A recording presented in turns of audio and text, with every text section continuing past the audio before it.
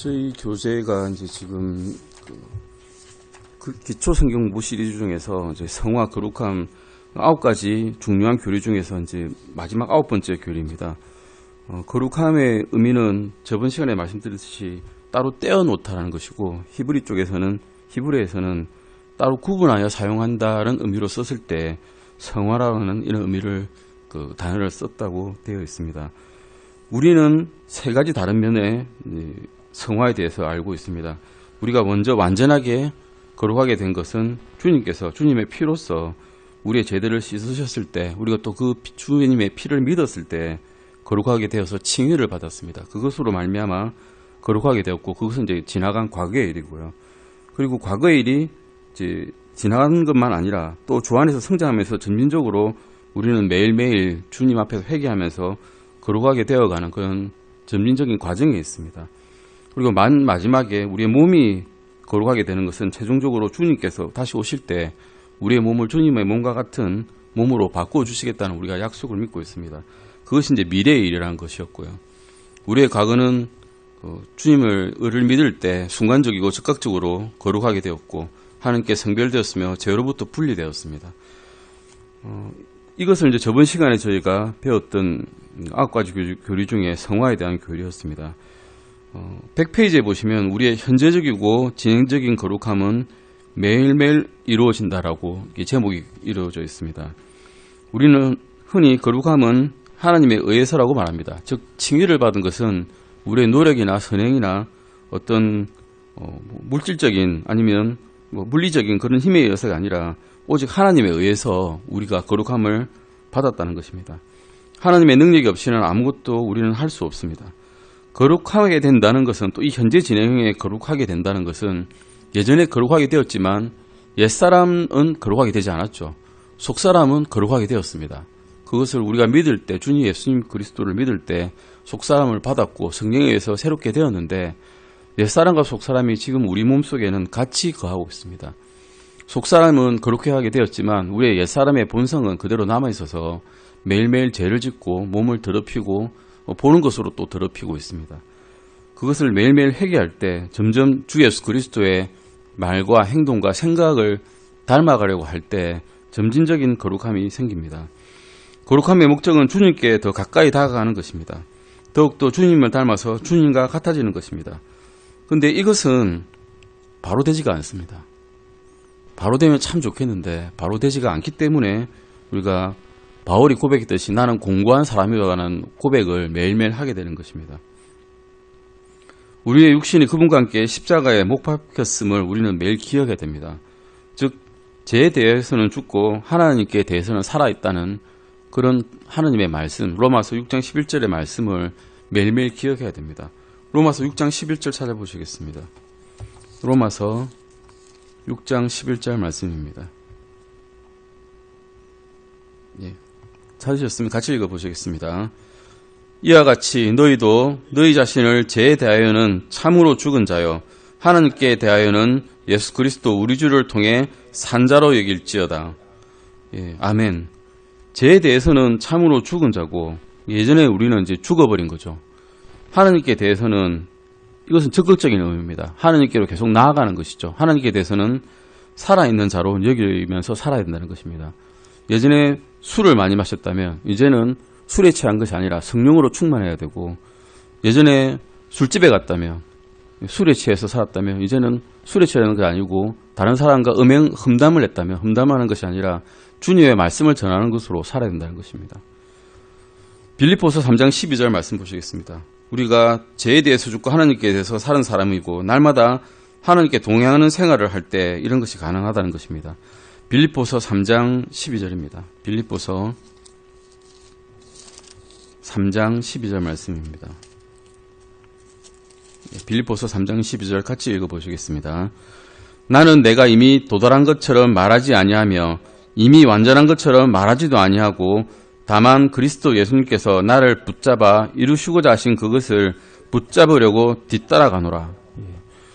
우리는 목표가 정해져 있습니다. 주 예수 그리스도와 같은 모습으로 된다는 것, 그것이 하나님께서 예정한 바고 우리가 가고자 하는 목표이지만 사실 평생을 살아도 거기에 도달하지는 못할 것이라는 걸 알고 있습니다. 절대로 몸이 구속받지는 않지 않습니까? 주님께로 가기 전까지는. 우리의 옛사람도 계속 꿈틀거리면서 살아있을 것입니다. 하지만 속사람에 힘입어서 성령님의 인도하심에 따라서 우리의 의지를 그분께 복종시킬 때 이런 삶을 살 수 있다는 것입니다. 거룩한 삶을 살기 위해서는 첫 번째는 분리되어야 됩니다. 디모데후서 2장 21절입니다. 디모데후서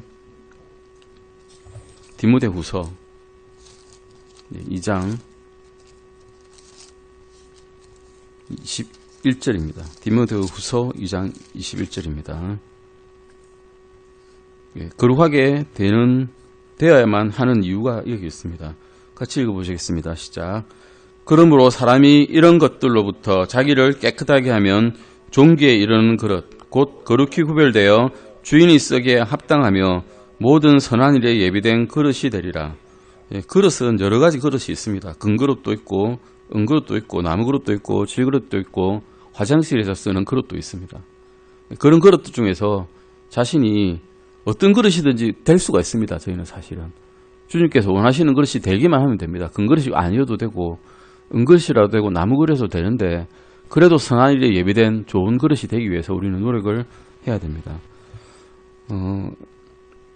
L.E. 맥스웰이라는 분이 이렇게 말씀하셨습니다. A.J. 고든 박사의 지혜로운 말을 다시 한번 하겠습니다. 성경에 게시된 하나님의 진리는 너무나 자주 양극단사에 놓여 있습니다. 불완전한 죄의 상태에 만족한다면 그것은 더 큰 이단이라고 여겨야 할 것입니다. 나는 십자가에 못 박힌 채 태어났다라고 하는 맥스웰 박사의 본 크루시파이드라고 하는 책에 있는 말입니다. 우리 교회도 저 책이 있습니다. 한번 나중에 찾아서 읽어보시면 아마 좋은 말씀이 될 것입니다. 베드로전서 1장 15절 16절 말씀도 보시겠습니다. 베드로전서 1장 15절 말씀과 16절 말씀입니다. 베드로전서 1장 15절과 16절입니다. 같이 읽으시겠습니다. 오직 너희를 부르신 분께서 거룩하신 것 같이 너희도 온갖 종류의 행실에서 거룩할지니라. 기록된 바 내가 거룩하니 너희도 거룩하라 하셨느니라. 거룩과 반대는 무엇일까요? 거룩의 반대는 주님께서 말씀하실 때는 죄라고 우리가 생각하면 됩니다. 우리가 일상에서 보는 죄들, 우리가 죄라고 생각하지 않았던 죄들까지도 성경 기록에는 죄라고 기록이 되어 있습니다. 만약에 TV를 보다가 음란한 장면을 봤다, 눈으로 보고 음욕을 품었다, 그러면 그것도 죄고요. 탐심을 내는 것도 죄라고 되어 있습니다. 나 꼭 공부 열심히 해서 전국 1등 해야지, 이것도 죄라는 것입니다. 만약 탐심을 낸다면, 그게 탐심에서 비롯된 거라면, 순수한 목적에서 주 예수 그리스도의 영광을 위해서라면 죄가 아니겠죠. 하지만 탐심으로 인해서 생기는 그런 것들은 다 죄라고 기록되어 있습니다. 우리가 다음 페이지에서는 죄에 대해서 한번 언급하신 말씀들을 한번 알아보겠습니다. 102페이지입니다. 말씀이 조금 설명이 많고 어렵지만 한번 읽어보시겠습니다. 제이시 라일이 죄에 대한 논한 글을 인용해 보겠습니다라고 적혀 있습니다. 저는 그리스도인들이 흔히 앓는 병에 대한 극단적인 무지에 대해 충분히 깨닫지 못할까봐 걱정입니다. 성도들은 너무 쉽게 잊어버리는 경향이 있습니다. 죄는 자신의 본 모습을 감춘 채 성도들을 유혹합니다. 나는 너의 원수다. 나는 너를 영원히 지옥에서 파멸시킬 거야. 라는 식으로 접근하지 않습니다. 절대로 죄는 그런 식으로 오지 않습니다. 죄는 가룟 유다가 입맞춤을 하면서 접근했듯이, 요압이 아첨하는 말로 접근했듯이, 금지된 나무의 실과가 보기에 아름답고 좋아 보였듯이 그렇게 다가옵니다. 하지만 그 실과는 결국 이브를 에덴의 동산에서 쫓아내고 말았습니다. 왕궁의 성벽에서 할 일 없이 걷고 있는 다윗의 게으름은 다윗으로 죄를 짓게 만들기에 충분했습니다. 단순히 훔쳐보는 한 가지의 죄로 끝나는 것이 아니라 간음과 살인으로 이어졌습니다. 죄는 처음부터 죄의 모습을 하고 나타나지 않습니다. 그래서 우리는 깨어있어야 하며 기도해야 하며 시험에 빠지지 않아야 합니다. 사악한 자에게 좋은 이름을 부여할 수는 있지만 사악한 자의 본성과 인격을 바꾸어 놓을 수는 없습니다. 사도 바울의 말을 기억하십시오. 오직 오늘이라 불리는 때 서로 날마다 권면하여 너희 중에 아무도 죄의 속임수를 통해 강팍하게 되지 아니하도록 하라는 히브리서 3장 13절 말씀에서도 매일매일 죄의 속임수를 통해서 우리가 속아 빠져들어가지 않도록 해야 되는 그런 매일매일의 우리의 십자가가 있다는 것입니다. 어떤 신앙의 고백은 시류에 민감하고 현 시대의 시대 정신에 부합하기 때문에 좁고 깊게 흐르던 신앙의 물길이 이제 넓고 얕게 흐르고 있습니다. 외적으로 보이는 것들을 얻는 대신에 내적인 것들을 잃어버렸습니다. 지난 25년간 교회의 외적인 팽창과 부의 증가는 세속화로 이어졌으며 사회적 종교로 전락해버렸습니다. 일단 화려함이라고 하는 것을 맛본 교회는 위로와 필요와 자기 부인과 같은 실제적인 신앙의 핵심이 너무나 어려운 것이 되어버렸습니다. 정통이었다는 사실에 만족하면서 실제적인 삶에서의 경건함과 신앙심은 사라지고 있습니다. 그 결과는 성령님께서 탄식하시며 슬퍼하시는 것입니다. 성령께서는 겸손과 마음을 요구하십니다. 그래서 우리는 반드시 제일 중요한 원칙으로 돌아가야 합니다. 옛길로 돌아가야 합니다. 하나님 아버지의 면전에 겸손하게 앉아서 모든 문제를 그대로 직시하며 주님께서 죄라고 부르신 것들을 냉정하게 찾아보고 주님께서 뜻하시는 것이 무엇인지 입증해서 그대로 살아야 합니다. 우리는 너무나 부주의하게 또는 편안하게 반은 세상에 몸담은 채로 살아가려는 자세를 깊이 깨닫고 동시에 내적인 부흥을 이루어야 합니다. 부흥이 필요한 사람이 바로 우리 자신이라는 사실을 알아야 합니다. 일단 제가 너무나 혐오스럽고 더러운 것이라는 사실을 자각하고 나서 보면 자신이 생각했던 것보다 죄는 훨씬 더 가까이 붙어 있다는 사실을 알게 될 것입니다. 주님을 신뢰하고 예수님께 더 가까이 나아가야 합니다. 바울처럼 주님께 인도함을 받기 시작하면 그분의 충만한 가운데서 더욱 많은 것을 마실 수 있게 되고 철저히 믿음으로 사는 법을 배우게 될 것입니다. 이 말씀을 봐서도 우리가 거룩함으로 간다는 것은 일단 죄에 대해서 무엇인지 알아야 된다는 것을 철저하게 말씀해 주고 계십니다. 과거와 관련된 부정적인 것을 제거하는 것이 성화의 한 단면이지만 또한 새 옷을 입고 우리가 주님의 형상에 이르기까지 주와 구주 예수 그리스도를 아는 은혜와 지식 안에서 자라가는 것도 또한 성화의 과정이라는 것입니다. 이것은 우리의 선택입니다. 사실은 매일매일 우리에게 주어지는 선택이고 선택을 했을 때 어떤 일이 왔을 때 우리가 선택하고 그의 결정에 대해서는 또 우리가 책임을 져야 되는 것입니다. 자유의지를 주셨지 않습니까? 우리에게는 어떤 일을 주시고 그것을 어떻게 선택하는가, 내가 옛사람을 선택하는가, 속사람인 성령님의 인도에 따라서 그에 복종하는가는 우리의 매일매일의 선택이라는 것입니다.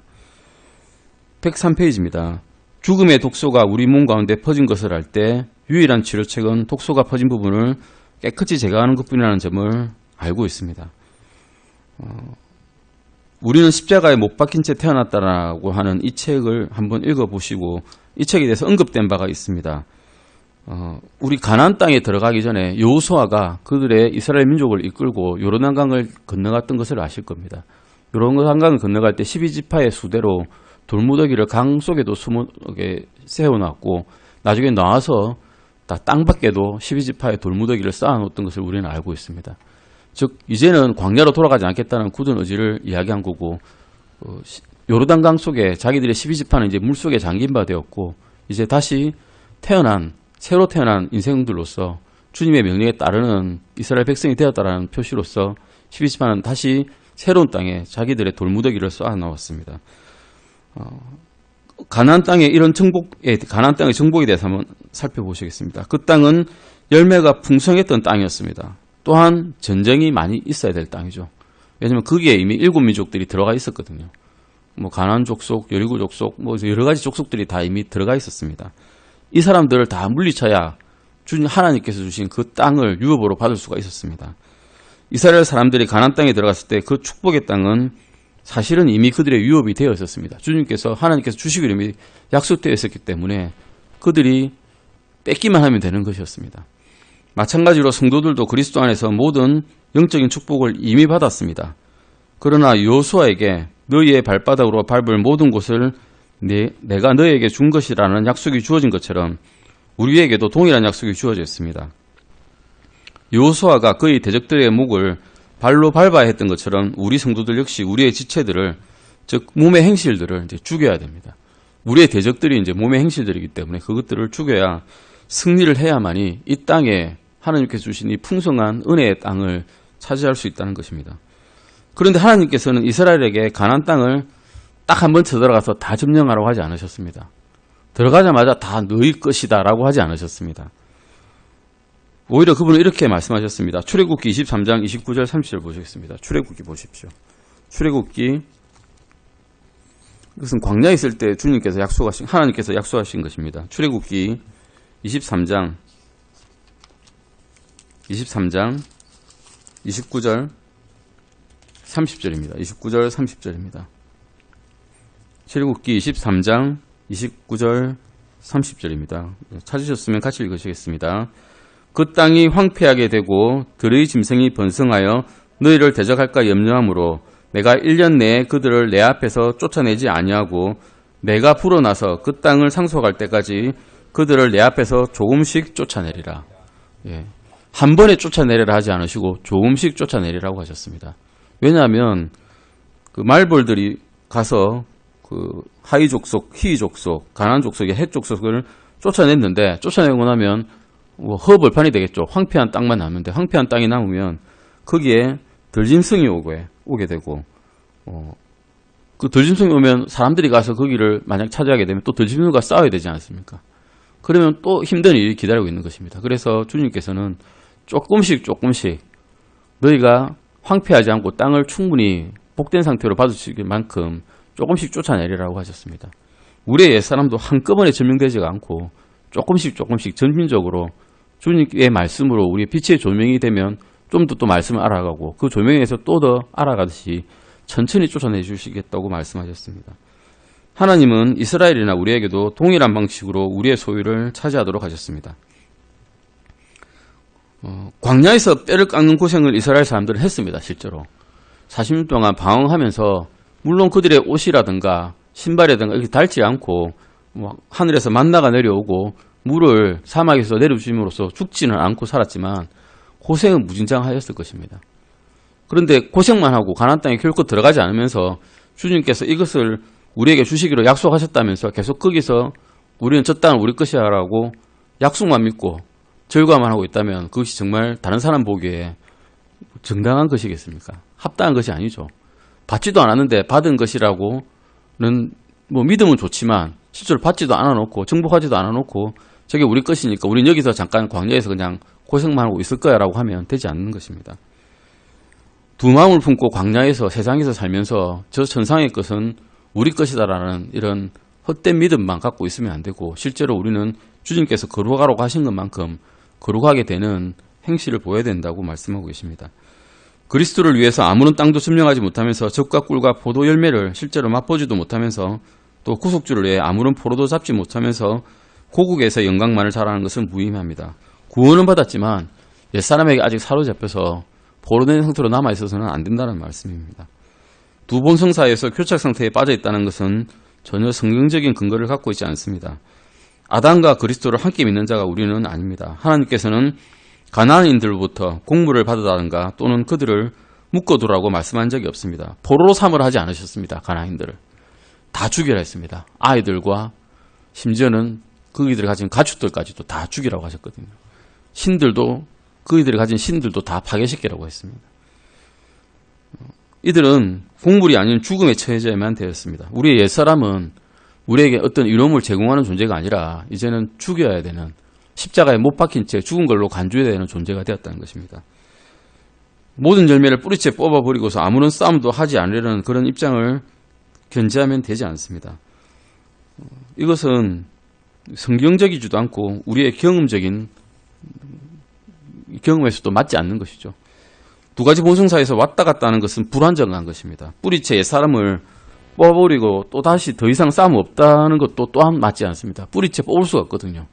몸이 남아있기 때문에 몸의 구성은 아직 이루어지지 않은 상태이기 때문에 우리는 계속 옛사람을 잊고 살아가긴 합니다. 여기에 대한 해결책이 그러면 무엇일까라는 것이 바로 십자가라는 것입니다. 우리 주 그리스도께서 우리를 위해서 우리의 죄를 위해서 십자가에서 못 박혀 돌아가셨다는 사실을 믿고 마음속에 받아들였다면 우리의 옛사람도 이제 그리스도와 똑같이 십자가에 못 박혔다는 사실을 매일매일 기억하는 것입니다. 그래야 옛사람을 벗어버리는 것입니다. 그래서 이제 우리가 할 일은 이 옛사람의 행실을 이제 죽이는 것입니다. 옛사람은 죽었는데 스물스물 잠깐 살아나서 행실이 나타납니다. 그분의 죽으심을 적용해서 십자가로 하여금 거룩하지 못한 이중적인 상황에서 벗어나도록 하고 당신을 부끄럽게 하고 또 십자가에 못 박히도록 하는 것입니다.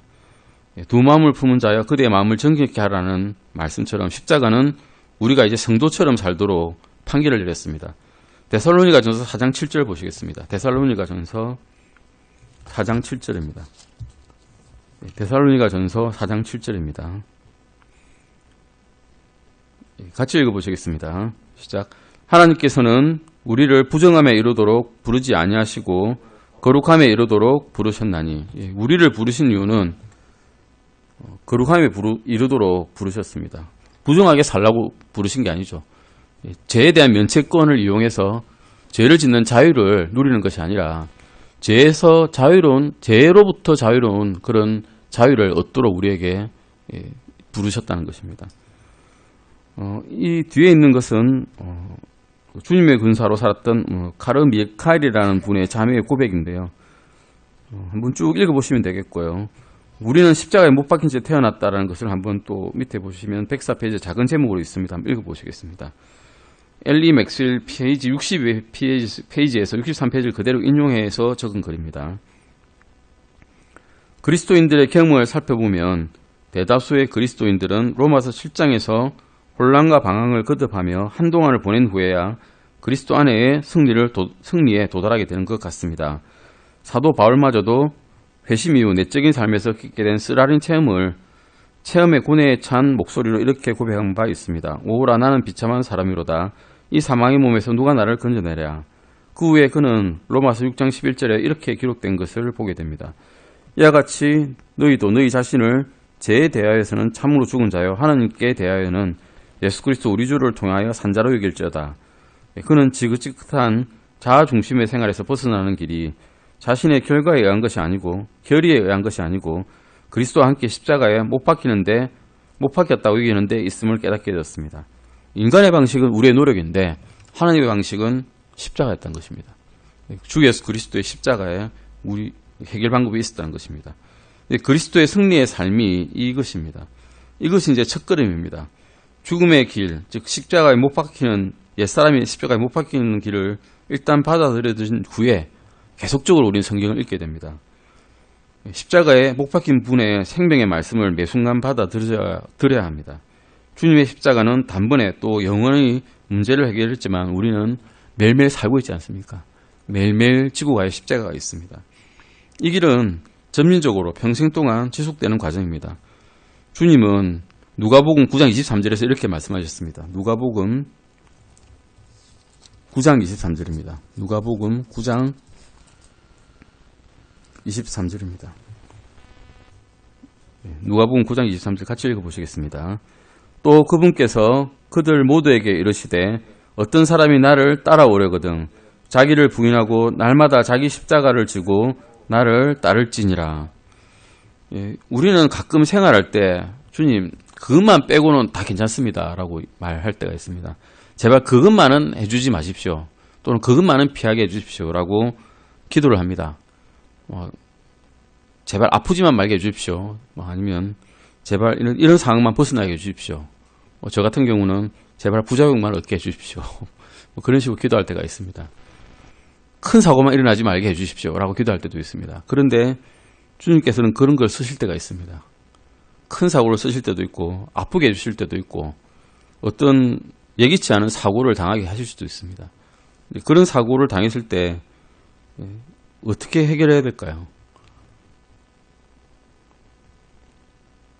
우리의 자아가 주님 제발 이런 것만 하지 말아달라고 부탁드렸는데 왜 이러십니까? 라고 해결해야 될까요? 그렇게 하면 안 된다는 것입니다. 그런 상황을 수용해서 우리의 자아가 아직도 겸손치 못하고 주님의께로 다가가지 못하는 삶이구나라는 것을 인정하고 이것을 나에게 주시는 자아를 버리는 기회로 삼아야 된다는 것입니다. 이것이 우리의 십자가가 되고 근데 그 십자가가 고통이라든가 이런 것이 십자가가 아니라 불행이나 질병이나 재난 같은 것이 우리가 십자가가 아니라 우리의 자아를 들춰내서 우리의 자아를 죽음으로 이끌어가는 그 상황을 자원에서 수용하는 것이 그 십자가라는 것입니다. 그 십자가를 우리는 매일매일 지고 이것을 주님의 십자가를 바라보면서 이 상황을 거룩함으로 이끌고 가는 것입니다. 물론 우리가 가는 것은 아니죠. 성령님께서 다 인도해 주시는 것이고 결정만 하는 것입니다. 우리는 이것을 받을래 하실 때 우리는 기꺼이 주님 받겠습니다 라고 하는 것입니다. 매일매일 죽는 길이 여기에 있습니다. 고린도후서 4장 10절 보시겠습니다. 고린도후서 4장 10절입니다. 고린도후서 4장 10절입니다. 고린도후서 4장 10절 말씀입니다. 8장부터 10절까지, 8절부터 10절까지 한번 읽어보시겠습니다. 고린도후서 4장 8절부터 10절까지입니다. 같이 읽어보시겠습니다. 우리가 사방에서 고난을 당하나 괴로워하지 아니하며 난처한 일을 당하나 절망하지 아니하고 핍박을 받으나 버림받지 아니하며 거꾸러뜨림을 당하나 망하지 아니하고 우리가 항상 주 예수님의 죽으심을 몸에 짊어짐은 예수님의 생명 또한 우리 몸에 나타나게 하려 함이라. 아멘. 결국 맨 마지막에 미래에 우리의 몸은 주 예수 그리스도께서 재림시에 또는 우리가 죽었을 때 우리의 몸은 주님의 몸과 같이 변하게 될 것입니다.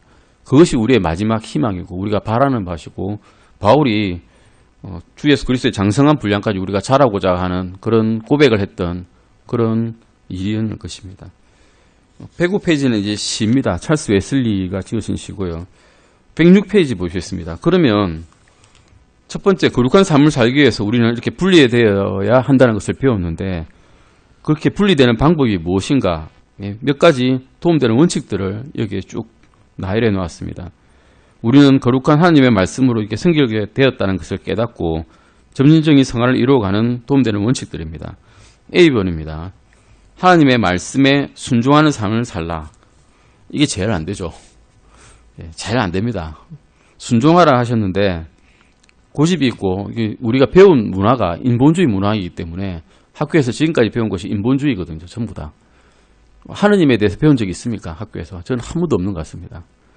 불교나 뭐 석가모니 뭐 마음에 드는 거는 가끔 역사 교과에서 나오기 때문에 그런데 성경 말씀이 나온 적은 없는 것 같아요. 학교에서. 배워본 적이 전혀 없습니다. 물론 뭐 일부 그리스도를 믿는 학교 설립자가 그런 데서는 배우기도 합니다. 근데 저는 그런 학교에 다닌 적이 배운 적이 없습니다. 그래서 이게 제일 안 됩니다. 주님의 말씀을 순종적으로 받아들이는 것, 그 말씀이 생명이라는 것을 깨닫는 것이 제일 힘들었습니다. 하지만 주님께서는 그럴 때 순종하지 않을 때 또 자녀이기 때문에 치시죠. 자녀가 아니면 내버려 둡니다. 우리가 남의 아들에 대해서는 별로 상관하지 않죠. 남의 아들이 엇나가든 말든 그건 그쪽에서 책임질 일이고 근데 우리 자식이 어긋나면 어떡합니까? 때립니다. 바로 되도록. 매우 칩니다. 매우 쳐서 바로 될 때까지 치죠. 순종하지 않으면 매우 치게 되고 치시게 되고 치고 나면 정신을 차리면 괜찮은데 만약에 죽음에 이르는 정도의 죄를 짓게 되면 정말로 용서받지 못할 죄를 짓게 되면 죽게도 하신다라고 사도행전에 나와 있습니다. 고린도에서 음행을 저지른 죄인은 바울 서신을 기록했듯이 그걸 사탄에게 내버린 바 되었다 그 됐거든요. 죽음에 이르도록 했다는 것입니다.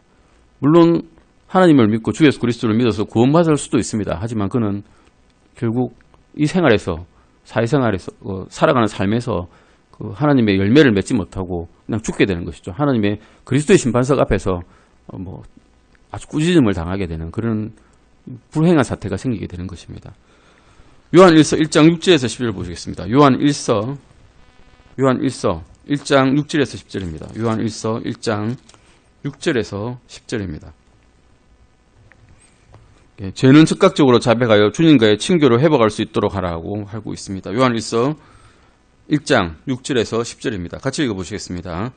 만일 우리가 그분과 교제한다고 말하며 어두운 가운데 걸으면 우리가 거짓말하고 진리를 행하지 아니하느니라. 그러나 그분께서 빛 가운데 계신 것 같이 만일 우리가 빛 가운데 걸으면 우리가 서로 교제하고 또 그분의 아들 예수 그리스도의 피가 모든 죄에서 우리를 깨끗하게 하느니라. 만일 우리에게 죄가 없다고 우리가 말하면 우리가 우리 자신을 속이며 또 진리가 우리 속에 있지 아니하니라. 만일 우리가 우리의 죄들을 자백하면 그분께서는 신실하시고 의로우사 우리의 죄들을 용서하시며 모든 불의에서 우리를 깨끗하게 하시느니라. 만일 우리가 죄를 짓지 아니하였다고 말하면 우리가 그분을 거짓말하는 분으로 만들며 또한 그분의 말씀이 우리 속에 있지 아니하니라. 매일매일 죄를 지을 때 죄를 짓습니다. 사실 죄를 짓고 또 매일매일 회개의 필요가 있고 회개하지 않는, 또 모르고 지은 죄가 있다면 그것 또한 주님께 의뢰를 해야 됩니다. 그래서 주님과의 이런 친교가, 주님과의 교제가 끊어지지 않도록 우리 삶에서 나타날 수 있도록 하는 것입니다. 야고보서 4장 7절입니다. 또 마귀는 아까 죄에 대해서 말했듯이 나는 너의 원수다 라고 하면서 나타나지 않습니다. 은근슬쩍 친하게 지내면서 살짝 나타납니다. 야고보서 4장 7절입니다. 그런 죄에 대해서 어떻게 처리를 해야 되는가? 야고보서 4장 7절입니다. 같이 읽어보시겠습니다. 그러므로 하나님께 복종하라. 마귀를 대적하라. 그리하면 그가 너희에게서 도망하리라. 여호수아가 그 가나안 땅으로 정탐꾼을 보냈습니다. 근데 여리고에 정탐꾼을 보내보니까 여리고에 있는 사람이 우리가 너희로 인한 소문을 듣고 이미 마음이 녹았다고 했습니다. 쳐들어가기도 전에 그들은 이미 패해 있었습니다. 하나님께서 그들에게, 이스라엘 민족들에게 행해준 일을 소문으로 듣고 이 사람들이 들어오면 우리는 다 전멸할 거야 라고 이미 두려움에 떨고 있었던 것입니다. 죄는 이런 존재입니다. 사실은 이미 승리한 전쟁이고 다 끝난 전쟁인데 우리가 결정만 잘하면 다 이길 수 있는 것입니다. 그래서 마귀를 대적하라는 것이 이런 것입니다. 규칙적으로 성경을 읽고 또 공부하고 기도하는 것입니다. 자기 희생을 실천하고 구령하고 다른 사람을 섬기는데 적극적이 되는 것이 점진적인 상황을 이루어가는데 도움되는 원칙들입니다. 요한복음 17장 17절 잠깐 보시겠습니다. 요한복음 17장 17절입니다. 요한복음 17장 17절 말씀입니다. 같이 읽으시겠습니다. 아버지의 진리로 그들을 거룩히 구별하옵소서. 아버지의 말씀은 진리입니다. 요한복음 15장 3절에서는 이제 너희는 내가 일러준 말로 깨끗하게 되었으니라고 하였고요. 에베소서 5장 25절에서 26절 보시겠습니다. 에베소서 5장 25절에서 26절입니다. 같이 읽으시겠습니다. 남편들아 너희 아내 사랑하기를 그리스도께서 교회를 사랑하사 교회를 위하여 자신을 주신 것 같이 하라. 이것은 그분께서 말씀을 통해 물로 씻음으로 교회를 거룩히 구별하고 정결하게 하려 하심이요. 성도들은 매일 성경을 읽어야 됩니다. 하나님의 말씀은 우리에게 놀랄만큼 성결을 유지할 수 있는 힘과 능력이 되며 죄를 깨닫게 해주시고 의의 길을 보여준다는 사실을 알 수 있습니다. 예화를 드렸는데 선장이 조타소에게 저기 바위가 있으니 배를 돌려서 바위를 피해가라고 이렇게 외쳤는데 조타소가 졸았습니다. 선장의 말을 듣지 않았습니다. 그래서 키를 안 돌렸습니다. 그러면 직진해서 바위에 돌진하겠죠, 배가. 그러면 부서집니다. 시켰는데 안 했다는 겁니다. 시켰는데. 내가 이렇게 하라고 시키지 않느냐라고 그리스도 심판석에서 우리에게 질타하시면 할 말이 없습니다. 주님께서 우리 안에 그분의 선한 뜻을 두시고 행하십니다. 그런데 우리의 혼이, 우리의 의지가 그것을 순종하지 않으면 아무 소용이 없습니다. 100권의 교과서가 있어도 그것을 배우고 익히지 않으면 우리 머리에 남는 것이 없지 않습니까? 우리는 죄를 피해가야 됩니다. 마치 요셉이 보디발의 아내의 유혹을 피해갔듯이 우리는 죄를 피해가야 됩니다. 마크 트웨인이라는 사람의 이름을 설명했는데 아무리 찾아봐도 이게 안 나오더라고요. 트웨인이라는 뜻이 여기서는 말씀하시기에 식스 파톰이라 해가지고 배가 충분히 떠낼 수 있는 물의 깊이를 나타내는 마크랍니다. 그래서 마크 트웨인은 로프와 연추, 이게 납추같이 납추, 줄을 달린 납추 같은 것을 들고 다니면서 배가 운행할 때 그 밑에 바닥이 얼마나 깊은지를 재가지고 이쯤 되면 배가 지나갈 수 있겠다면 지나가는 것이죠. 우리가 거룩한 삶을 추구한다면 반드시 하나님의 말씀으로 깊이를 재서 우리의 삶에서 위험한 곳이 있는지 없는지 미리 찾아서 그곳을 피해가야 된다는 것입니다. 안전한 수로 하나님의 뜻을 향해서 나아가야 하는 것이 우리의 성화되는 삶, 매일매일의 주님께 다가가는 삶을 말씀하고 있습니다. 기도하시고 마치시겠습니다. 하나님 아버지 감사드립니다. 저희가 거룩함에 대해서 오늘 배웠습니다. 주님께 다가가는 거룩함의 신비와 또 하나님의 말씀에 순종하는 삶, 죄에 대해서 자백하는 삶, 마귀에 대적하는 삶을 보여주셨습니다. 성경을 매일매일 읽어야 함을 주님께서 말씀해 주셨습니다. 주님, 이 말들을 꼭 기억하고 매일매일 주님께 다가가는 삶이 될 수 있도록 도와주시옵소서. 감사드리며 이 모든 것 주 예수 그리스도 이름으로 기도드렸습니다. 아멘.